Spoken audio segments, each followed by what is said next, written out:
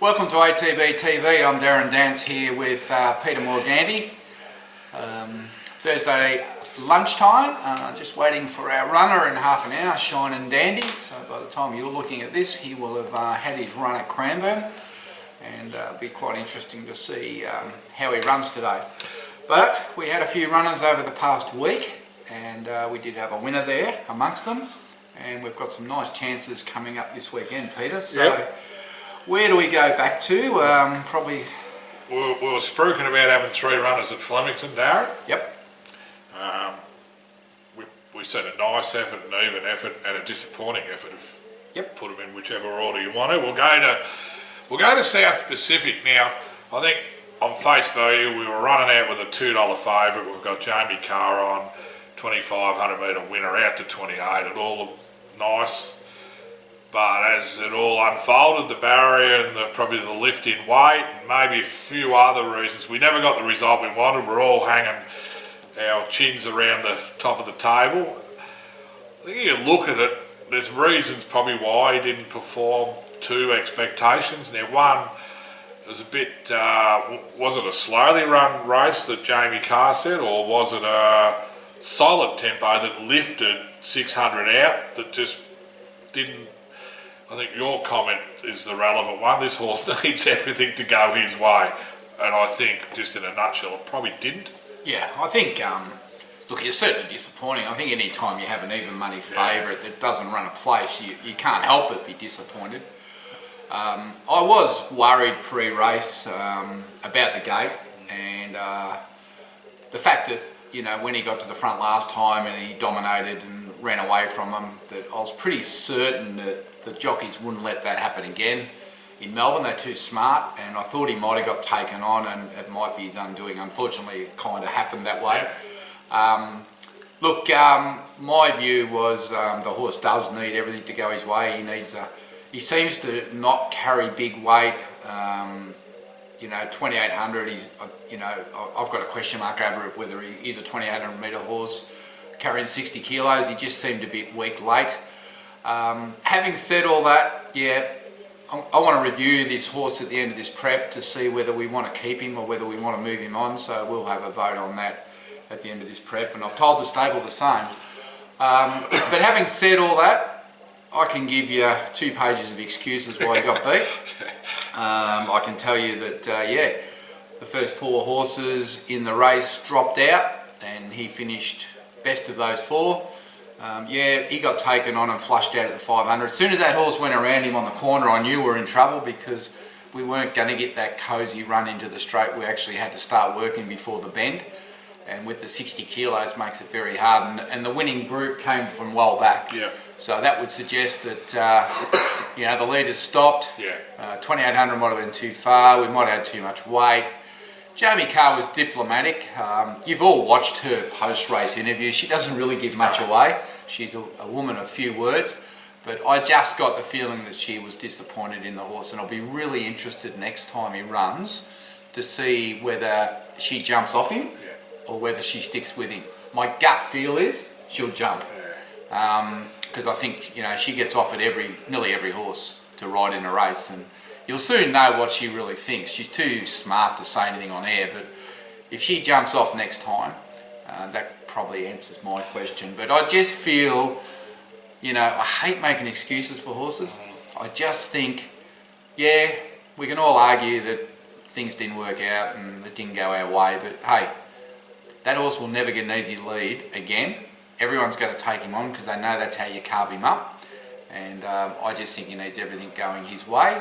And that's why I said to the owners, I'm prepared to give him the rest of this prep, and then we'll have a vote on whether we want to go again or move him on. Yeah. And I think in hindsight, this game's easy in hindsight. It was a field of 8, barrier 2, 2,500. There was not a horse around him. I think he slipstreamed the leader, got to the front when he wanted to, and just kept rolling. Yep. The other day was a real race. Yeah, it was a contest. And the jockeys know you're a $2 favourite. Like you said, you're not going to get no favours. Nah. You got D. Olivers and C. Newitts. They're too smart, mate. They'll say, well, if I can't win, you're going to make it hard for you. They know how to carve them up. Yeah. I've seen it 100 times. So yes, disappointing. Bottom line, even money favourite, not running the place. Nah, not good. And those conditions were fairly ordinary in the race. Not only was it raining and the track carved up, no excuses for him, but they were certainly real winter conditions. Hasseltoff, actually he might have ran before South Pacific, I can't remember. But anyway, he was first up, 1200, settled beautifully in the run. They're just too slick. I think it's 1200 metre races. It's a 400 metre race generally because they click up into top gear beyond the clock, pre-clock tower, and then they're full speed. And if you haven't got within, if you're not with the leading pack, then you're not going to make up too much ground because every horse can generally run a similar sort of 400. But he was good and even through the line, beaten 5.5, held his ground. But I think you made the comment. He just looked good in everything he did.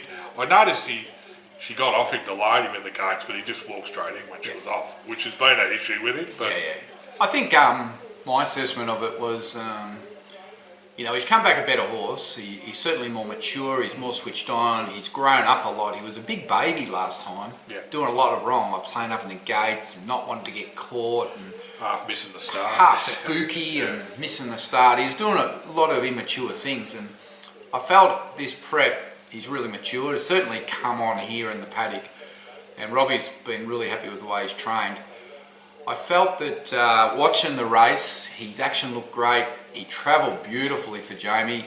He looked like he was going to run right into it, but as Pete said, when they quickened, he wasn't able to quicken with them, and that told in the end. And he just whacked away, and his condition gave out because we're in the middle of winter. He's had a couple of soft trials, but Cranbourne's pretty wet, like everywhere. Haven't really been able to get him right to where we wanted to get him first up. He's a 14, 16, 1800 metre horse now.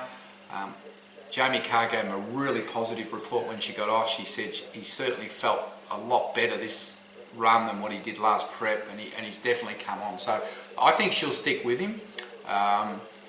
That's my feeling, and I think the horse is going particularly well.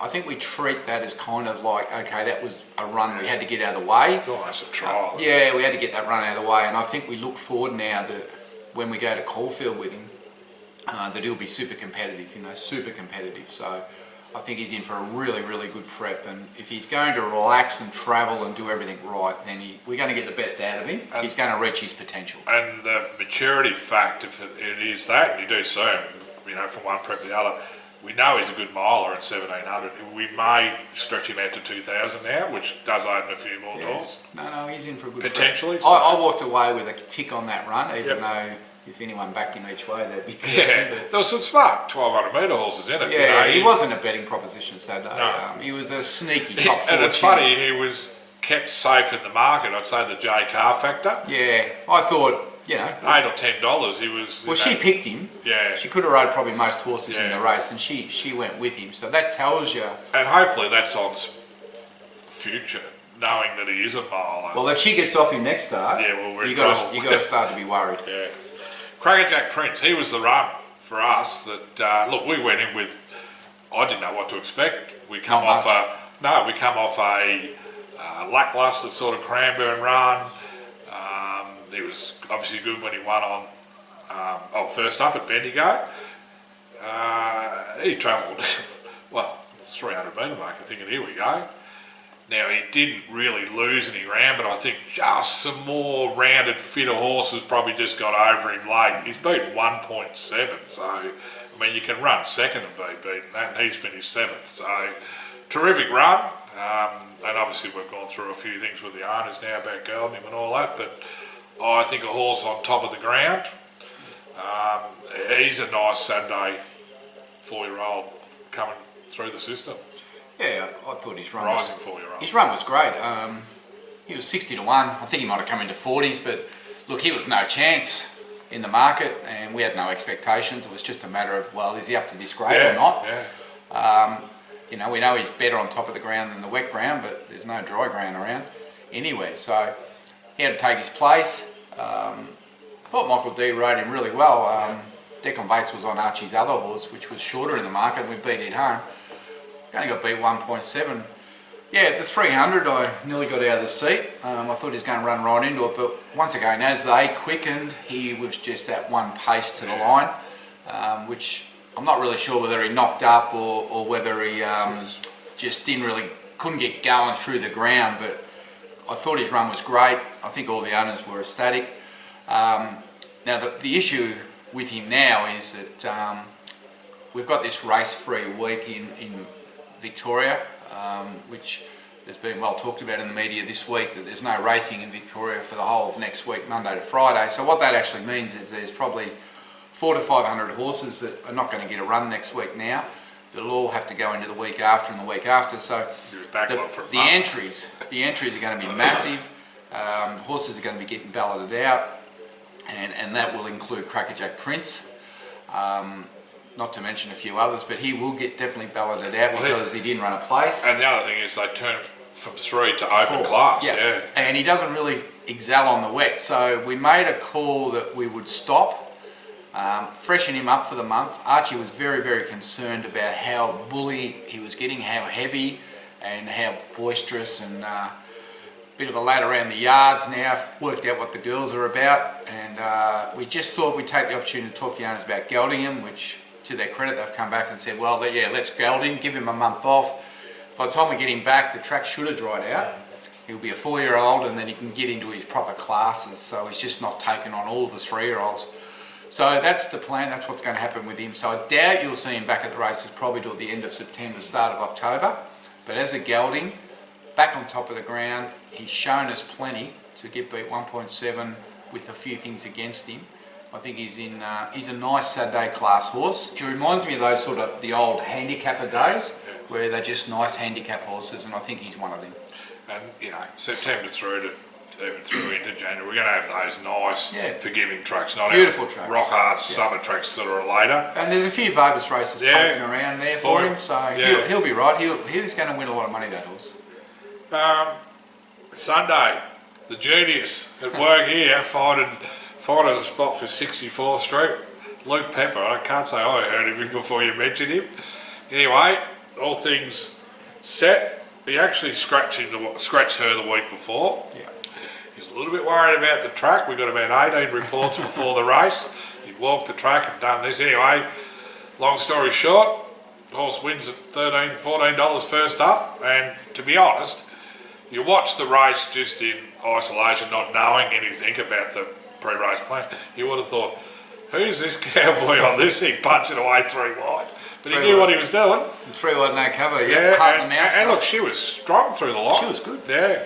So here's a filly we bought in Perth for trying to make her into a broodmare later on. Yeah. She's a full sister to a Group 1 horse called Elite Street that's trained in WA by Morton. Yep. Came over in the spring, didn't fire, had a virus. It's a proper Group 1 horse. So we bought the sister. Wanted to win a maiden before she goes to stud in September. She had a few runs, 4 runs down at Warrnambool with Pat Ryan. Just started off good, second and third, and then we got onto the real wet tracks and it just didn't work out. So, look, we had to make a fairly brave call to move her probably into her grade, and also just have a few more options on maybe drier tracks before we go to Scone, because she's got a booking with a horse called North Pacific who's going to stud this year. And so we sent her up to Luke Pepper, who, whilst a lot of people have probably never heard of him or paid him much credit, he's a young man that worked for Joe Janiak and was there riding work and travelling takeover target all around the country and overseas. So if you have a look at his website and look at his story, it's amazing what you find out about these blokes that you've never heard of. But he came highly recommended to me. I can't take the credit for finding him. He came highly recommended to me by a couple of the big studs up in New South Wales, and also a couple of agents who, have sent fillies there to win a maiden, because it makes a huge difference when you're selling the offspring in the sales. And Luke was confident all the way through that she was going well and there was nothing wrong with her, and she just needed to get her fit and get her on the right track. And he was concerned about Sunday about the track, but he done his homework. They walked the track, they found out where the fast lane was. 3 wide, no cover. Blinkers on. Do all the work. To his credit, he rode her himself the week before to make sure she was ready.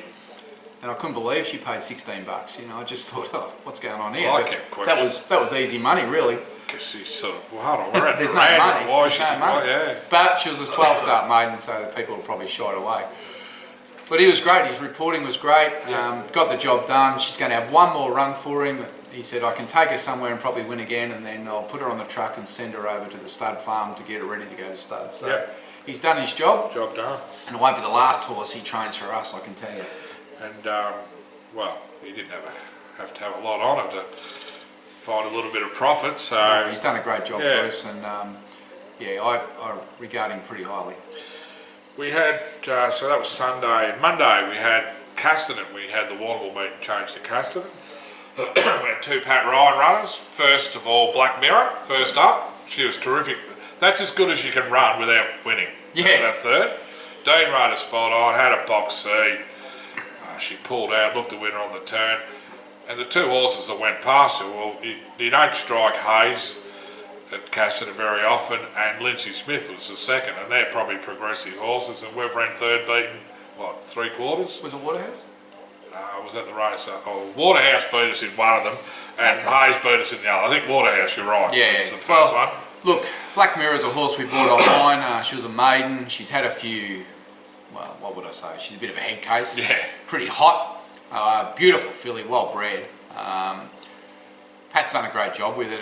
He's basically had to re-educate her to some extent. Yeah. And the first prep, he said every time you got on her, you took your life into your own hands. Galloped her on the beach, and he didn't know if he was going to end up in New Zealand or Tasmania, he said. And then he put her behind the boat in the water, and she tried to get in the boat. Had to whack her off with the oar. Thank God she's got used to the beach, because that's the only place you can train her. So now he said, like, you can train her properly. Yeah. She's had a break. I had her out here on the farm, and I actually threw her in with the broodmares just to try and harden her up. Yeah. Because she was the boss of everything. She was telling everywhere to go. But when she got in with those mares, mate, they don't muck around.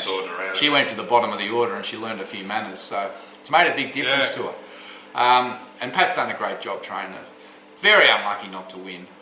Running into that horse that won, I think it run 5th in a group race in Sydney last year to a horse called Eamon King's Legacy, who went on to win 2 Group 1s. And here we are on a Monday at Casterton running into that horse. Now, okay, we run 3rd, and we got beat by 2 horses that are pretty good. I'd say that'll be one of the best maiden races going around. I don't mind if we get beat by real good horses. I don't like getting beat by hacks. And I think we're a bit stiff that the race meeting got moved from Warrnambool to Casterton, because they took 100 metres off it, and I still feel that if it had been 1,300, she might have even got over the top of them. And the way Dean rides Warrnambool is they would have had to have been catching her. Yeah. You know, she would have had a couple on them, not just getting to the front. Yeah, so I felt that we're a bit stiff there, but no, she's come back. I loved her action. I loved the way she travelled, did everything right, and I look forward to her next start. Yeah, absolutely. And I think Mr. Yandel even said that she'll be winning a race shortly. Periscope was the other runner of ours now, obviously come back from nearly 2,400 back to 2,000. We knew that was an issue. Dean on, he was positive. Pat said he may have been a bit eager, but I think to ride horses when they come back in trippers, when they've got to turn a foot, get them out there and get them bowler. And he was honest. I mean, the winner was bloody too good on the day. He battled on well for 3rd, and honest Periscope run. We haven't won a race this prep, but we've been bloody close the last 2 or 3 times, and we've got a path with him now that might seem over some obstacles at Coleraine in about a month. Yeah, well, he's definitely going jumping. He's on the flat, he's just around the mark without winning, but he jumps well. He's had his first trial. He's got to have one more trial to get his ticket. Yep. And then he'll probably have to have one more flat run. And then you'll probably have a couple of goes over the jumps before the end of the season. Yeah. So, it'll be interesting to see how he goes over the jumps and what he can do. But Tommy Ryan, who rode him in that trial, him and Stephen Pateman are winning everything. He was very complimentary, and those boys, they won't. If they can't jump, they'll let you know. Yeah, no, they He said he was a safe, clever jumper. Yeah, and his breed, the Race of Flags, there's plenty of them getting around. The 2 best jumpers are Blaze and Flying Agent are both Race of Flags. So it's probably something in the genetics that tells you that we might have a horse that can, win a jumps race. Well, I'm not really up with it all, but Pat Ryan is third generation in that game. So look, the horse can have as far as I'm concerned, he can trial over him, and he can finish this year off going over, and if he looks like he's going to be okay at it, well, we'll persevere with him for next year. Otherwise, if he's going to be moderate over the sticks, then he's probably got no real future. No, that's right. You get a look and you say, well, hold on, we can keep going or retire. And then it's about 30 grand if you can win a race, because there's a bonus out to try and encourage these types to get to the jumps. So that was Periscope. That was the end of our runners. Righto. So what do we launch into today? Well, 10 minutes. So we've got 13 minutes to get through this, so we can watch Shine and Dandy. So we'll see how close we are to the mark with him. My only worry with him today is the real heavy track. Now, I'm only basing that off both Mum and Dad. His run was, his last run at Sale was of a horse that's looking for 2,000 already. Danny said that, and he even said after today he'd be quick to get him out to 2,400. His fitness is at a real good level now. Who rides? Johnny Allen, which you probably, from the point of view of riding a stayer, strong. We've drawn gate 10, which I don't mind, means we're not going to be bottled up anywhere near the fence, so you can probably sit off 3 wide with cover. There's 3 or 4 horses in it that you want to finish, if you're not winning, you want to finish around them to vindicate that you're going okay. Now, I think there's a Godolphin horse, there's one of Mitch Freeman's who's even money. So it'll be hard to beat. Bryce Kent, and I think Mick Kent himself's got one. They're the 4 you want to be somewhere around, but then again, if you don't handle the heavy, sometimes you can make 15 and look ordinary, and I don't think it's probably fair to judge the horse on a heavy track run. So it's a little bit, if we get through it, it's a bonus. You should be far away, but I'm tending to be a bit forgiving if we say. Well, he's $12, isn't he? Yeah. He's $12, and he's $12 for a reason. So, look, Cranbourne heavies are heavy. I don't like the track myself. No. It's a tight joint. It's hard for these big striders to balance up. It does get very, very wet. So, I don't know what to expect there. But look, you've got to trust the trainer, and we'll see what Danny comes up with. Yep. Look, he's happy with the horse. He says he likes him, he rates him, and he's had plenty of good horses around him to judge. Yeah. So I suppose we've just got to trust him. And Jay Allen would have had his bum on Dandino at some stage. I reckon there was a picture of him. He rode him in a Group 1. Yeah. He rode him in a Group 1 for his first up. So we'll get good feedback from the job. Anyway, I don't know what to expect. Mitch Freeman will probably win the race. We're up against some handy horses, and we'll just see what comes out of it. Yep.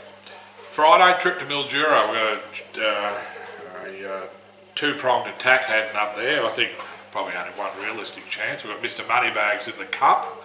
First up over 1,400s. Field of 9, gate 2, D. Endel, who's, we're thinking recent times or modern times, he would be the most winningest, such a word. Mildura. I think he rode 6 there one day. $8.50 chance, gate 2. Trolled up well at Coleraine. We know this horse has never been a real good track worker, through Robbie's times. In fact, he won that trial and did it on his ear. There wasn't much in it, but I think he's got him in a good space. He's never won first up, has he? We've never had him at 1,400 first up either, so I think the fact that he can do a lot of the work on the beach, he's got him pretty fit. He picked this race out 6 weeks ago. It's 6.5 hours from Warrnambool to Mildura. I wouldn't have thought Lindsay's going for a holiday. Well, the horse is on the way up there now. Maybe stayed up there for a week. Well, the horse is on the way up there now, and it's a 5 bordering on a 4. Yeah. So that's to our advantage. Perfect. It's a tight little track, it's a little concerning. Yeah, I don't know what to expect first up. He's drawn 2. He might end up on the fence, which is not ideal. But you sort of, Mildura normally, you've just got to be a couple off, don't you? Yeah, well, outside the leader. But Dean rides that track better than anyone, so he knows where he has to be. I'm not going to be worried about that too much. I just don't know whether the horse can win first up. Well, that's an unknown, isn't it? So I suppose at the end of the day, we just say, we probably, what do we expect to happen here? We probably expect him to run top 3 and a win. 2 above us and the 1 below us look the form. Yeah. So if you're not winning, you want to finish with them. If you're not in the top 4, you'd be disappointed. Yeah, that'd be my take. Yeah. Can he win first up? I don't know, because we can't go. We can't see him in the yard. We can't see the rib. We don't know if he's fit. 850 and 250, you'd back him each way, and he'd be some chance. He's probably got the best overall form in the race. I reckon he'll shorten up. Yeah. I think he'll start $6. Yep. He's there, he's going there with a trainer. Confident he'll run well. He's picked this race out, hasn't he? So he knows what he's doing. Cracksman goes up there to, Jesus, what ends up turning out to be a hot benchmark 70. Now, the key, we got him to 2,000, which is good, because we're on our way to 2,400. That's what he won over at Geelong. But there's a horse here, I can't think of the name, it's Richie Cully's horse that ran second to Hosier, which is the Williams horse. Proper form. That's proper form. 3.5 lengths behind it at Sandown last week. We're not at that. We ran that same, the following week we ran. What price is he? Oh, he's 33 to 1. Yeah, well that tells it. Yeah. But all we need him to do, and he's drawn gate 5, is probably be Is this a tune-up run? Yeah, well, it's hard to find races for these horses. Third up. Yeah, I think he's a horse that won't win to his fourth. I think he'll run really well, but he's going to find it hard to turn. Those couple of favourites are just... Gendel's on it. We'll get a good assessment. Yeah. But he'll probably go forward. I think you want to, good going back at Mildura and just half making a run. You want to put yourself in the race, and I think it's good for their fitness when you're up there. Well, you're trying to get him fit. Yeah. My view is he won't win to 2,400. I hope he wins tomorrow, but at 33 to 1, I think if he can finish in the first 5, you'd have to be happy with that. Yeah, so he's a 66 rider, so you got to go to those 70s, and it's a series of a final to Stars final, so they do. Oh, well, it'd be great if he won, but I'm tipping that he'll be ready fourth up. Top 5 would be a good result, I think. Saturday we got right in your name, third emergency. Now, may get a run, may not. He was better last start. Lindsay's listened to the owners. 1-0. He actually got good 78 form over 14 at Caulfield. But well, the weather forecast is not looking pretty good. No, well, he'll probably get a run, because it's probably going to be borderline heavy, that track. Or the fact that there's no racing for a week, people mightn't scratch either. I don't know. But that's Sunday class horses we're talking about, not. It's midweek horses that are not getting the runs. Well, it's going to be. There's a lot of rain forecast on Saturday. So we got Yandel, so he's booked him for the 3. He must be living with. I think from gate 5, he's $66. We get a run. I can't say. I won't say a win because he's hard to catch winning. He's run big races at big odds there before for us, but he needs. He needs firm, doesn't he? Who were we talking about before that needs South Pacific? Needs everything to go his way, and this horse is a bit the same, so... Well, if it's wet, I won't be getting sucked into him. No, that's the other factor, isn't it? Sunday, Warren Bill, the Priero with Archie, Piranha. Well, look, we just said she's in the field, but she's drawn 17 to Warren Bill, so she'd be just about on the silos there starting. Yeah, I don't know how many emergencies are. They're probably 5, so it's probably a field of 12. She might come in a bit, but look... First started by Piero, 2-year-old, having his first start there, but from 17 I'm not sure. I haven't spoke to Archie whether he'll run her or not, but look, he might decide, given that there's no racing next week, he might send her around for education. It's a dangerous game though, because if you don't run anywhere, you're going to get balloted out for the next That's the hardest couple part, of weeks. So whether he keeps his powder dry or whether he sends her around, I'm not sure. But she's a filly where you don't have to run now, that you'll get a run wherever you go next start because you're a first starter. Yeah, so I'll be interested to see how that plays out, but I know he's been really happy with her. Trialled up nice, and, he's had a couple of handy Pieros, Connery and what was the other one called?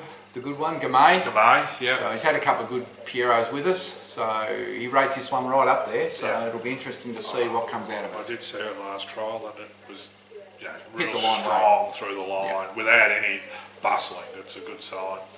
So that's it, Darren. Well, there's no races, is it? Lord Lennox was nominated for sale, but I didn't see an acceptance. And there's no races Monday to Friday, nothing. No trials, no nothing. So unless we send them interstate, we won't be racing. Jockeys' holidays. Trainers and stable. Well, it's certainly stirred up a can of worms with everyone. I know it affects us because there'll be horses we've got that can't get a run. All the trials have also been cancelled. So Serious Suspect was supposed to have his final trial next Friday at Flemington.